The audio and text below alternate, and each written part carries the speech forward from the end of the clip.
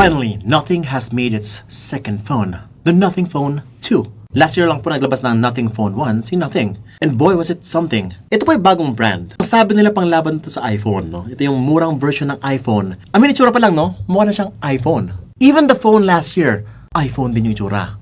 Pero nakahubad lang yung likod, naka-transparent. Kailan Vince? Parang kamukha niya lang yung last year. Nope. There are some minor differences that you need to check out. And it looks like this year, madami silang dinagdag na effects. Mas marami pang effects ngayon guys compared sa last year. Mas maraming changes sa kanyang software. That is something I need to show you later. Pero ang tanong, is it really worth it to buy this phone? Kasi nag-compare kami with the iPhone and the Huawei P60 Pro and the Xiaomi. May nalaman kami guys. Meron kami nalaman. Although napakaganda na niya camera, don't get me wrong, sobrang ganda niya. Pero wait till you see the comparison later. Sobrang exciting yan. Kaya without further ado, let's do this. What's Vince and you're watching Unbox Diaries. Woohoo!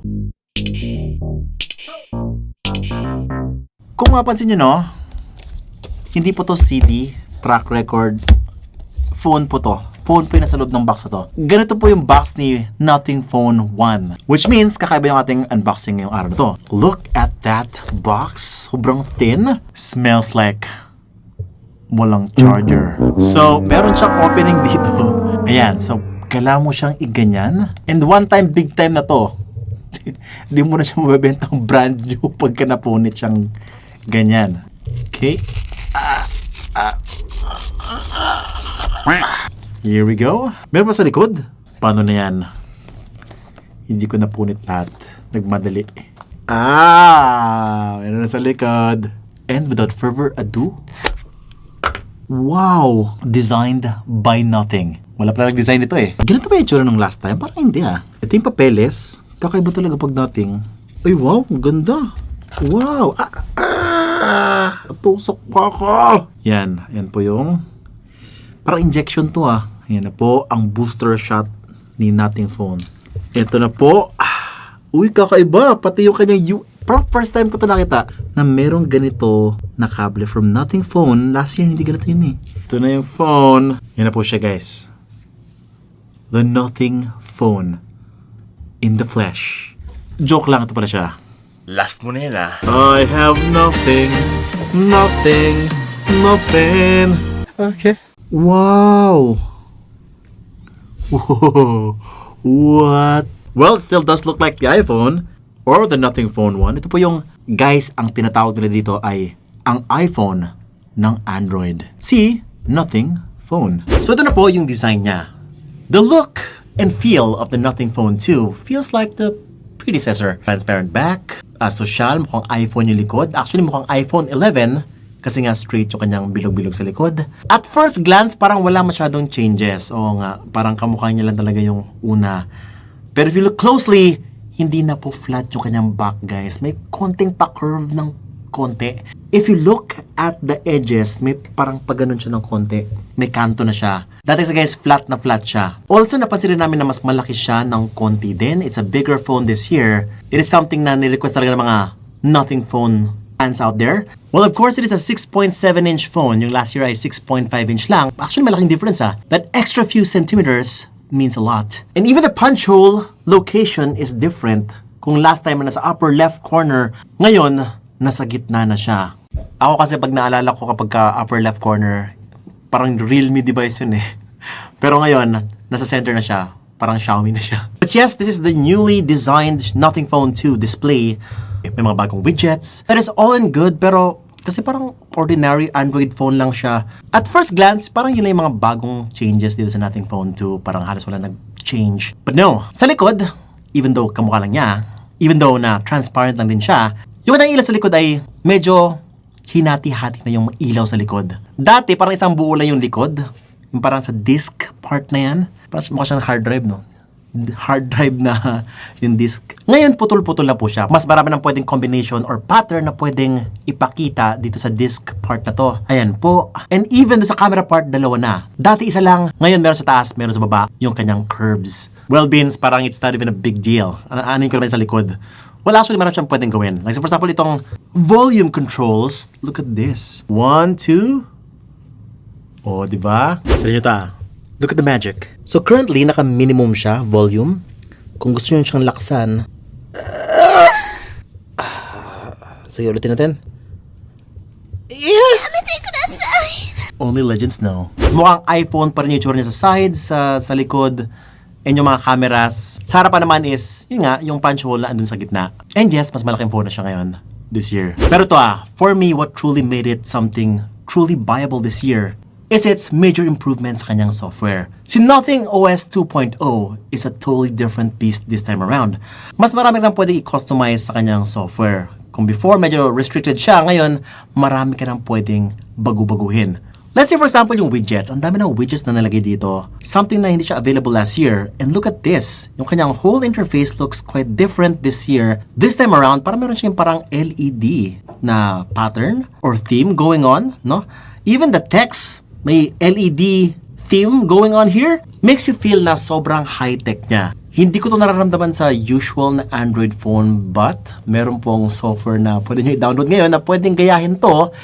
Kaya lang kasi, pero pa rin yung execution sa Nothing Phone. You will get a much more fluid experience and syempre, talagang sinadya siya for the Nothing Phone 2. And look at this, tinan nyo yung kanyang folders. Pwede mo pala siyang i-customize further. Bago-baguhin yung kanyang icon, even with the LED-like theme. Kung gusto mo ng gaming, ayan po, click mo lang yan, pak, lalabas yung mga apps. And even yung mga apps, pwede mo baguhin, pwede mo magawing black and white. Kaya kasi medyo mahirap siyang basahin. Pero ito yung parang distraction-free na theme. Ito yung gusto ni Nothing, no? Yung parang less distraction, which is yung kanyang tagline na more life, less digging. Diba? But why would you not use more of your phone? Why use it less? Kaya kang bumili ng phone para mas magamit mo siya, mas ma-experience mo siya. Well, feeling ko, baka mas gusto nyo daw gamitin yung kanyang camera. Diba? Kasi yung camera, kitang-kita, madali lang hanapin. Ganda. Also, syempre, nakita nyo na yun sa ating intro, yung umiilaw, tapos sumasabay siya dun sa kanta namin. It has that, the Glyph Composer. Pwede ka nang gumawa ng sarili mong pattern based dun sa kanta na gusto mo. Pwede niya gawin yung para sa'yo, no? Na i-upload mo lang sa kanya, tapos kapag yung kanta ay ganito, bali siya na po yung bahala na magmamatch dun sa pattern sa likod. Based dun sa kanta na pinatugtog. Galing, no? Pero kasi na-feel namin na parang hindi siya gano'n ka-accurate, may konting delay. Pwede mo actually i-mano-mano yung pattern na yon. So, ito yung interface, no? Pwede mo i-mano-mano. Ooh. Then, I can record this. Tignan natin yung ating masterpiece na kanta na ginawa natin. Let us play. I think maiyak sa akin si Mozart, Beethoven, modern Beethoven here. Kapal ng mukha mo! Beans, para saan yun? Well, actually, that was your ringtone. Kaya kami na ganoon kasi kaya namin i-compose yung ringtone. Which is parang hindi naman ganoon ka-essential pero bago lang kasi yung experience. Pwede mo pagyabang sa mga friends mo. Yung ringtone ko. Bro, nakita mo na ba yung ringtone ko? Tapos na. Ikaw na yung pinakasikat sa inyong kumpanya sa school. Oh my God, may Nothing Phone to! Diba? Meron din siyang tong neat feature, kapag nalagay mo siya face down sa table, iilaw po siya. Wow. Magic. Grabe. Dami ko nang in-unbox. Wala ko ng tulong. Oh. Kailangan ko ng isa pang host. Be our next Unbox Diaries host. Smartphone or gadget. Creative. Nagsasalita yung phone ko. Just love doing and just creating hot. Ang tawag po dyan guys ay music visualization. Yung parang effect na kapag meron ka pinapatugtog or meron kang something na piniplay sa YouTube or anything on your phone, sasabayan ng mga effects sa likod, yung mga ilaw sa likod. Wow! Pero parang maubos yung battery mo agad. Speak of battery, the battery on this phone is much bigger by 200 milliamperes kasi 4,700 milliamperes na po ang battery ni Nothing Phone 2. Yung nga lang, feeling ko mabilis din maubos yung battery nito dahil nga doon sa pailaw sa likod. Pero mabilis naman yung charging, no? 45 watts fast charging naman siya. 55 minutes, 100% from 0 to 100. Meron din siyang 15 watts Qi wireless charging. Now, just like the Nothing Phone 1, para po siyang vanilla Android, no? Simple interface, walang bloatware, it's a very simple looking interface. Malaking icons, may drawer, at ang ganda, ang smooth ng animation. But this one is yung pinaka-favorite ko. Wow, di ba? Parang magic. Parang feeling ko magician tuloy ako, no? Kapag pinapakita ko to sa relatives ko, friends ko. Bro, tinan mo to ah. Tap ulit. Wow! Kaya ba ng Android phone yan? Well, oo, kaya naman. Madali lang magayahin yun. Pero kasi yung animation nito, built-in na. Diba? It's built in. Hindi ka na magre-research pa. Hindi ka na magpo-program pa. Hindi ka na manonood ng mga YouTube videos. You got it right here pag binili mo siya. So far, Vince, parang hindi pa rin ako convinced na dapat ko siya bilhin kasi nga, puro gimmick lang. Nakikita ko, pailaw sa likod. Hello? Kailangan ko pa talaga yan? Well, hindi. Well, actually, to be honest, gimmick lang talaga siya. But, wait lang. The moment I use this phone, no, compared sa mga usual na mga Poco F5 Pro, mga high-end mid-range phone ni Oppo, ni Vivo, ibang-iba po yung experience dito sa phone na to. It's even much more different in a good way compared sa iPhone and the Samsung Galaxy flagship phones. Kasi yung combination ng mga animation which is baked in the phone na, and also even yung mga ilaw sa likod makes it feel really different. Para sa akin, worth it pa rin siya. Kasi nga, sa dinami-dami ng mga Android phones out there, this one is probably the only one that is innovating in terms of sa ganitong price range, no? Kung si Transsion lang mayroong ganitong presyo. Ay, yung Phantom X2 pala. Innovative pala yun. Pero ito, game-changing ba ang kanyang camera? That is something that a lot of you guys are going to ask me right now. Nasa marketing yan ni Nothing na yung kanyang camera daw ay ibang klase na daw. It is something of a flagship killer, sabi ni Carl Pei. I mean, yes, hindi naman to kasing mahal ng isang iPhone, kasing 80K na isang Samsung Galaxy S23. Pero totoo ba ang sinabi ng marketing na malupit pa talaga yung kanyang camera? Here we go. Now, by itself, no, unang tingin pa lang, nako, ang ganda ng kanyang camera. Una ko napansin is mataas agad yung kanyang contrast. Ayun, so una pa lang, hindi siya ganun ka-accurate. Medyo may konting saturation going on, a little bit punchy in the colors. But the details is there. Napaganda po. We have excellent HDR. I think dito siya excel talaga yung kanyang HDR. The dynamic range is off the charts. It's able to show so much in the bright parts. Like for example, yung clouds, marami ka pong makikita sa clouds na details.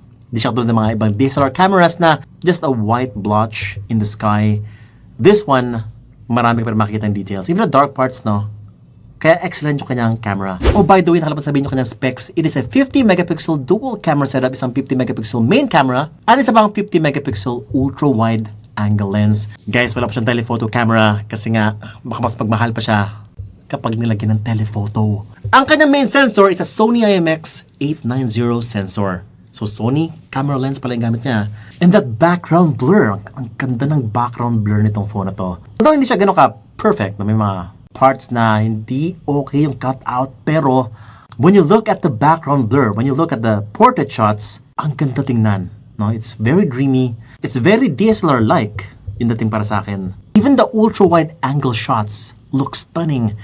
Ito yung flower, oh. Kitang-kita yung mga details niya. Kaya lang, nag-usap-usap ba ng mga videographers ko, and this is the verdict for the Nothing Phone 2. Kinumpare naman siya sa mga mid-range or high-end mid-range phones like the Poco F5 Pro, the Vivo V27. Parang, yes, mas lamang po siya, mas maganda po siya doon. Pero, nung tinabi na siya sa mga flagship phone, dito na talaga nagkaalaman. Siyempre, tatabi namin yan sa mga flagship phone. It may be half the price of an iPhone or the latest Samsung Galaxy S23, pero that's what you're paying for those much more expensive phones. Ito may comparison. We chose the P60 Pro and the iPhone 14 Pro Max, siyempre. These are the best of the best. My favorite camera phones of 2023 so far. And it looks like, ito na. For me, medyo parang art style yung dating nung sa Nothing Phone 2. Yes, hindi po gano'n ka-accurate ngayon si Nothing Phone 2 compared sa dalawa. And even si iPhone, hindi rin siya gano'n ka-accurate. Pero si Huawei, wow! How are you doing this, Huawei? Even without the Leica branding, no? Tindi. Kontakin nga natin si Huawei. Parang gusto kong bilhin yung kanilang P60 Pro. Ay, attitude. But wait till you see this. Low light. Oh my God. Nakita niyo tatong yan? So wala pong ilaw dito, no? Walang ilaw sa ceiling, wala po dito. Ang ilaw lang namin ay dun sa pintuan banda. Sobrang dark po ng room. Ito po yung itsura ng actual na B-roll. So picture pa lang yan, no? Feeling ko kung binuksan namin yung ilaw sa ceiling, medyo magka-fare ng mas okay. Etong si Nothing Phone 2. Pero kasi if there is like complete absence of light, just like this, ayun, dun lang. Ibang klase talaga si Huawei P60 Pro. What the? Sang planeta galing? Baka in the future na tong phone na to. Grabe naman to ka-advance. Even si iPhone. Hirap na hirap si iPhone. Feeling ko, pati yung future, ini-spy na rin ni China. Kinukuha nila yung technology. And then in the present, they actually made the technology. Okay lang, walang 5G. I get it. Pero kung meron kang ganito camera, ako, I don't need 5G. All I need is you, Huawei. But wait, ito pa. syempre, nag-compare din kami ng video in low light. And look at this! What? Nag-iba na po ngayon ng konti. Hindi na po si Huawei yung hari dito. Syempre, si iPhone. Kaya po ako laging nag-iPhone. Di ba? Ginagamit ko po lagi sa video ko. Ayun, sa photo lang po malakas si Huawei. Sa video si iPhone na. Pero naman si Nothing. Nothing talaga siya dito. Uy! Ito naman yung video sa labas and enjoy. So ito po yung 4K 60 frames per second video ng iPhone 14 Pro Max. Ito po yung sound quality ng iPhone. Ito naman tayo kay Nothing Phone 2. Ito po yung sound quality ng Nothing Phone 2. And of course kay Huawei P60 Pro. So sino sa tatlo ang sa tingin nyo ang may pinakamagandang video right now? Feeling ko sa iPhone. Kasi biased to. In terms of quality, okay, dito tayo. Ito naman kay Nothing and ito naman kay Huawei P60 Pro. Look at my skin. Sino yung pinaka makinis sa lahat? And look at my shirt. Sino may pinaka magandang texture? Ito yung logo ko dito. And tinatin yung sige, maglakad kaya ako dito. Ito yung stabilization. Which one is the most stable of all? Oh, okay na. Now, by itself, maganda yung kanyang video, no? 4K 60 frames per second. Ganun din, detailed, high in contrast. Kung ano nakita nyo sa mga pictures, ganun din sa video. Maganda rin yung dynamic range. Stabilization talaga is parang, alam mo, nakagimbal siya. Pero di siya parang floating feeling that you feel on a GoPro. Dito, ramdam mo pa rin yung mga every step of the way. So, pwede ka pa rin, parang feeling ko, okay naman din siya for a cinematic camera. Yun nga lang, it's still not the best. If you want the best, just go for the iPhone. If may pera ka. But is it the best for its price? I think so. May malaman niyo yung price. Kasi nga, kalahati lang to. Siyempre, what can you expect? If you want the best of the best, gagastos ka ng 80,000, 90,000 pesos today. Pero if you just need a very capable camera that does a lot of the things that 70 to 80% ng Huawei flagship or the iPhone flagship, dito ka na. The Nothing Phone 2. And if you liked what you saw, then go for it. Hindi ka malilismaya. By the way, meron pala siyang 32MP selfie camera. Nakalimutan ko, no? Ito yung mga sample selfie shots ko. It's pretty okay. No? 32MP. It's not blowing my mind. Maganda yung kanyang beautification, but yeah, I've seen much more sharper looking images. Much more better beautification than this. Overall, okay siya for good lighting, no? Pero pag low light at talaga pag completely wala yung ilaw sa inyong kwarto, mahihirapan po siya. And you've seen the results. It was grainy. It was unusable. Pero if there's a little bit of light sa room nyo, okay siya. Basta may light lang, guys. Ayun. Ayun rin pala, no, wala siyang telephoto. Wala pa siyang extra zooming capabilities. Although pwede siya mag 2x zoom sa photo, 2x zoom sa video. Pero it's a digital zoom, not real optical zoom. And now, how smooth is the phone? Last year, ay mid-range phone lang po siya. Mid-range processor, Snapdragon 778G processor lang, no? Kaya nagtataka ako, ba't ang daming mga reviewers last year nagsasabi na flagship killer daw si Nothing Phone? It's not. Kasi sa processor pa lang, talo na eh. Well, this year, they have packaged the Nothing Phone 2 with a much more powerful processor. Something na, well, it's not the flagship. Snapdragon 8 Gen 2 yung flagship po ngayon. This one is carrying the Snapdragon 8 Plus Gen 1 processor, which is yung flagship processor a year ago. Is it fast? It's really fast. 8 Plus Gen 1. And actually, it's super optimized right now. Medyo konti talaga yung problema sa heating. Mamaya check natin yung kung umiinit pa siya sa mga games. But, yung kanyang Antutu benchmark is 1,171,000 points. Antutu benchmark. Incredible speed right there from this phone. And pretty much everything, like opening apps, ang bilis. Sobrang bilis niya. Feeling ko ito yung optimization ng kanyang software and yung kanyang processor at the same time. So, ang bilis ng feeling. Going back and forth sa mga apps, going sa recents, even yung mga animations ng opening ng app, ang smooth ng dating para sa akin. Oh, by the way, nakalimutan sabihin nyo sa inyo yung mga display features niya or yung kanyang specs. This one is using a 6.7-inch LTPO OLED display na 120Hz, may HDR10+, Corning Gorilla Glass na, and the peak brightness is 1,600 nits. Not the best, but it's actually very impressive for the price. Actually, when you're looking at the display pala, no, it certainly looks like the iPhone. Yung experience ay parang iPhone, guys, na may punch hole lang. Yun. Dahil nga sa shape ng kanyang display, even watching movies or YouTube, ayan po yung itsura. Ang ganda po ng kanyang OLED display, and it does have HDR10+ support, so there you go. Syempre, hindi kompleto yung ating review without the gaming. Starting off with the Mobile Legends experience, here it is. It's got the ultra graphics and high refresh rate. Oh no, wala siyang ultra refresh rate. Pasahan, okay lang yun, no? Kasi Na-try ko na yung ultra refresh rate, guys. Parang, siguro mabagal na yung mata ko. Matanda na kasi ako eh. Pero, nagtatank kasi ako eh. So, hindi ako hindi ako nag-assassin. So, hindi ako fast moving, hindi ako fast hand. So, baka siguro kung para sa mga naghanap dyan ng very smooth phone, na pang Mobile Legends, hindi to yun yung hanap nyo. Pero, everything else, it's pretty okay. Hindi pa siya nag-frame drop sa Mobile Legends. The graphics looks really nice. And it's all thanks to that beautiful display in combo with that very fast processor. Sa Call of Duty naman, yun, optimized talaga siya. It's got that 90 FPS Ultra setting. Kaya lang guys, naka-low lang po siya ng graphics. Kasi nga to push this amount of frame rates, kailangan mo talaga ng major processor to push. And so far, okay naman siya. Very smooth siya. Low graphics nga lang. I think, kaya nila kinerve yung likod kasi nga para mas comfortable siya hawakan ng ganito and ganito. And when I'm playing Call of Duty right here, it's very comfortable. Kaya ako maglaro ng pangmatagalan dito sa Call of Duty. Mas na-enjoy ko siya. By the way, yung kanyang sound quality pala is very good. It is a stereo speaker.